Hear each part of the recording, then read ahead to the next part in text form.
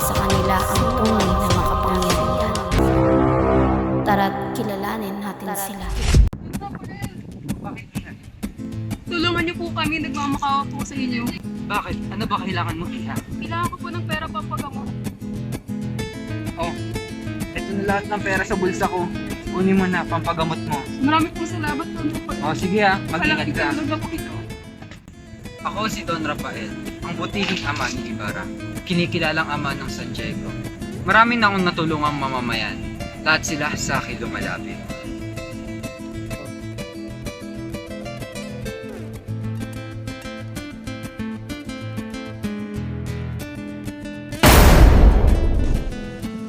Ako si Don Rafael, ang pinakamayaman, ngunit hindi makapangyarihan.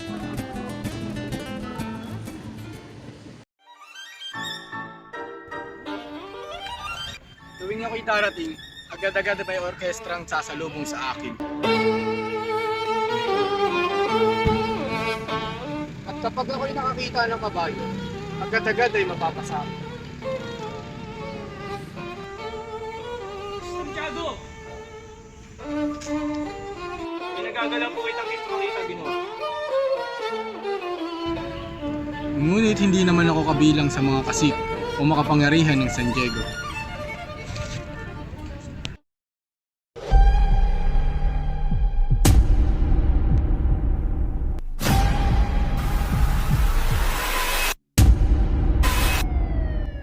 Buenos tardes, ako ang inyong kura. Soy El Padre Fernando Sayo, ang pumalit kay Padre Damas.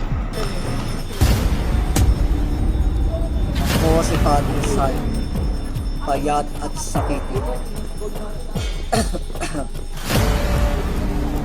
At oo, ako ay palaging balisa sa maraming bagay. Ngunit hindi maikakaila. Ako ay kabilang sa mga kasik.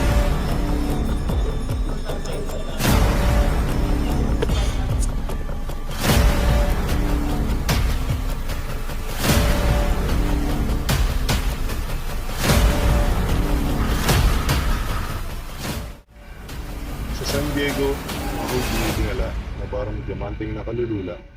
At lahat sa aking takot, lahat ng aking sasabihin ay nasusunod. Ang aking asawa na si Doña Consolacion ay isang Pilipina.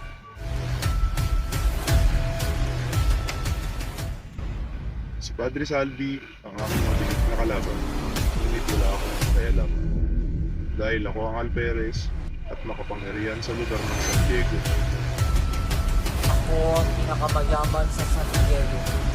Dahil ako ang kura